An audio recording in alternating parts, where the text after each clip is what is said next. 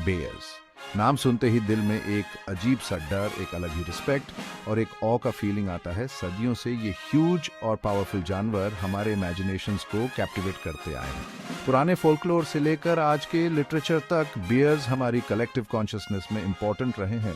जंगलों में ये आज़ाद घूमते हैं, जंगल की स्पिरिट को रिप्रेजेंट करते हैं। इनके पैरों की आवाज़ घने जंगलों में, बर्फ से ढके इलाकों में और ऊंचे पहाड़ों पर गूंजती है। इनकी गहरी आंखें हमें एंशिएंट विजडम की याद दिलाती हैं। इनके लंबे और इंड्यूरिंग लिनिएज का रिफ्लेक्शन देती हैं। बेयर्स स्ट्रेंथ और रेजिलियंस की एग्जाम्पल है, जो दुनिया भर के अलग अलग इन्वायरमेंट्स में अडेप्ट कर गए हैं। लेकिन इतने फॉर्मिडेबल होने के बावजूद बेयर्स बहुत ही टेंडर भी होते हैं। अपने फैमिली के साथ स्ट्रांग बॉन्ड रखते हैं और बहुत खेलना पसंद करते हैं। इनकी जिंदगी इकोसिस्टम से जुड़ी होती है और ये नेचर के बैलेंस को मेंटेन करने में इंपॉर्टेंट रोल निभाते हैं। आर्कटिक के बर्फीले इलाकों में पोलर बियर का राज है। इनका सफेद कोट उन्हें बर्फ में छुपने में मदद करता है, जिससे ये अपने शिकार का पीछा कर पाते हैं। पोलर बियर दुनिया के सबसे कठिन इलाकों में से एक में सर्वाइव करने में माहिर होते हैं। अपने मोटे फर और चर्बी की वजह से ये बहुत ठंड भी सहन कर सकते हैं। इनके बड़े बड़े पॉज, रफ पैड्स और नॉन रिट्रैक्टेबल क्लॉज की वजह से इन्हें बर्फ पर चलने में आसानी होती है। पोलर बियर की जिंदगी सी आइस के इर्द गिर्द घूमती है, जहां ये सील्स को अपना खाना बनाते हैं। ये शानदार जानवर बहुत अच्छे तैराक होते हैं और अपने मजबूत लिम्ब्स का इस्तेमाल पानी में आगे बढ़ने के लिए करते हैं। हालांकि क्लाइमेट चेंज इनके लिए एक बड़ा खतरा है, क्योंकि सी आइस के पिघलने से इनके शिकार करने की जगह कम होती जा रही है। नॉर्थ अमेरिका के ऊंचे ऊंचे पहाड़ों और घने जंगलों में घूमने वाला ग्रिजली बेयर अनटेम्ड विल्डरनेस का प्रतीक है। इसका ह्यूज आकार और पावरफुल बनावट देखने वालों के मन में सम्मान पैदा करती है। इसके कंधों पर मौजूद हम्प, जो कि मसल्स का एक समूह है, इसे दूसरे बेयर्स से अलग बनाता है। ग्रिजली बेयर्स ज्यादातर अकेले रहना पसंद करते हैं और अपने इलाके की रक्षा करते हैं। इनका खाना बहुत तरह का होता है, जिसमें बेरीज, रूट्स, इंसेक्ट्स, फिश और कभी-कभी बड़े मैमल्स भी शामिल होते हैं।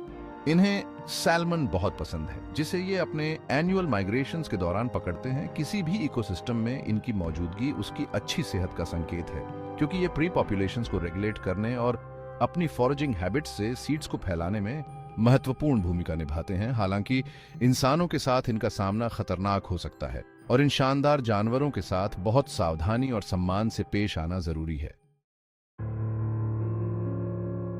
नॉर्थ अमेरिका के घने जंगलों और दलदली इलाकों में ब्लैक बेयर रहते हैं। अपने ग्रिजली भाई से छोटे ब्लैक बेयर फुर्तीले, चढ़ाई करने वाले होते हैं, जो बड़ी आसानी से पेड़ों पर चढ़ा जाते हैं। इनका काला फार, जो कि काले से भूरे और दालचीनी रंग तक हो सकता है, उन्हें जंगल में छुपने में मदद करता है। ब्लैक बेयर्स ओमनिवोर्स होते हैं, यानी ये तरह तरह की चीजें खाते हैं। इनका खाना मौसम और खाने की उपलब्धता के हिसाब से बदलता रहता है। ये बेरीज, नट्स, इंसेक्ट्स, फिश और छोटे मैमल्स खाते हैं। ये काफ़ी इंटेलिजेंट होते हैं और टूल्स का इस्तेमाल करना जानते हैं, जैसे कि बी हाइव्स से शहद निकालने के लिए स्टिक्स का इस्तेमाल करना। हालांकि ये आमतौर पर शर्मीले और अपने आप में रहने वाले होते हैं, लेकिन अगर इन्हें आसानी से खाना मिल जाए तो ये इंसानों के आसपास रहने के आदी हो सकते हैं। इसलिए ये ज़रूरी है कि कचरा और खाने की चीज़ों को सुरक्षित रखा जाए, ताकि बेयर्स और इंसानों के बीच टकराव ना हो। Section 5, the giant panda, a symbol of conservation. चीन के बैम्बू फॉरेस्ट्स में रहने वाला जायंट पैंडा अपने ब्लैक एंड व्हाइट मार्किंग्स की वजह से दुनिया भर के लोगों का प्यार पाता है। यह आइकॉनिक स्पीसीज पीस और कंजर्वेशन का प्रतीक है और इंडेंजर्ड एनिमल्स की स्थिति को दर्शाता है। अपने आकार और ताकत के बावजूद जायंट पैंडास शांत हर्बिवोर्स होते हैं और लगभग पूरी तरह से बैम्बू ही खाते हैं। ये अपना ज्यादातर समय खाने में ही बिताते हैं और अपनी एनर्जी की जरूरत को पूरा करने के लिए बहुत ज्यादा बैम्बू खाते हैं। हालांकि इनका डाइजेस्टिव सिस्टम बैम्बू से न्यूट्रिएंट्स निकालने में ज्यादा एफिशिएंट नहीं होता है, जिसकी वजह से इन्हें ज्यादा खाना पड़ता है। डिफोरेस्टेशन और इंसानी दखल अंदाजी की वजह से इनके लिए हैबिटेट लॉस एक बड़ा खतरा है। इनकी रक्षा के लिए कंजर्वेशन एफर्ट्स जैसे कि habitat protection, anti poaching patrols और रिसर्च बहुत जरूरी है। Section 6, homes of the bears, a global perspective. Bears अपने अलग अलग रूपों में दुनिया भर में पाए जाते हैं और अलग अलग तरह के इकोसिस्टम्स में रहते हैं। बर्फीले आर्कटिक से लेकर घने रेन फॉरेस्ट्स तक, ऊंचे पहाड़ों से लेकर घने जंगलों तक, बियर्स ने जिंदगी के ताने बाने में अपनी जगह बनाई है। पोलर बियर्स, जो कि आर्कटिक के एपेक्स प्रेडेटर्स हैं, अपनी जिंदगी के लिए सिकुड़ते सी आइस पर निर्भर हैं। ग्रिजली बियर्स, जो कि नॉर्थ अमेरिकन विल्डरनेस के राजा हैं, अपने बड़े बड़े इलाकों में घूमते हैं और उनकी मौजूदगी इकोसिस्टम की अच्छी सेहत का प्रतीक है। ब्लैक बेयर्स, जो कि अडेप्टेबल और रिसोर्सफुल होते हैं, जंगलों और दलदली इलाकों में रहते हैं। जायंट पैंडास, जो कि बैम्बू फॉरेस्ट्स के जेंटल जायंट्स हैं, अपने लिए सिकुड़ते हैबिटेट की वजह से एक अनिश्चित भविष्य का सामना कर रहे हैं। हर प्रजाति अपने आप को अपने एनवायरनमेंट के हिसाब से ढाल लेती है और अपने इकोसिस्टम के बैलेंस को बनाए रखने में एक महत्वपूर्ण भूमिका निभाती है। Section 7, a day in the life of a bear, from dawn till dusk. एक बेयर का दिन खाना ढूंढने, अपने बच्चों को पालने और अपने एनवायरनमेंट की चुनौतियों का सामना करने के बीच एक नाजुक संतुलन होता है। जैसे ही सुबह की पहली किरण जंगल में आती है, एक ब्लैक बेयर अपनी मांद से बाहर आता है। वह हवा को सूंघता है, बेरीज की मीठी खुशबू या सड़ी हुई लकड़ी की तेज गंध की तलाश में एक ग्रिजली बेयर अपने इलाके में गश्त करता है। पेड़ों और चट्टानों पर अपनी गंध छोड़ता है। उसकी तेज नजर नदी के किनारे पर नजर रखती है, सैल्मन की तलाश में। जैसे जैसे सूरज ढलने लगता है, एक पोलर बेयर बर्फ में बने ब्रीथिंग होल के पास इंतजार करता है। हर बेयर नेचर के रिदम को फॉलो करता है और उसका सर्वाइवल उसकी अडेप्ट करने की क्षमता पर निर्भर करता है। Section 8, Guardians of the Balance, the ecological role of bears. Bears, जिन्हें अक्सर अकेले रहने वाले जानवर माना जाता है, अपने इकोसिस्टम्स के नाजुक संतुलन को बनाए रखने में एक महत्वपूर्ण भूमिका निभाते हैं।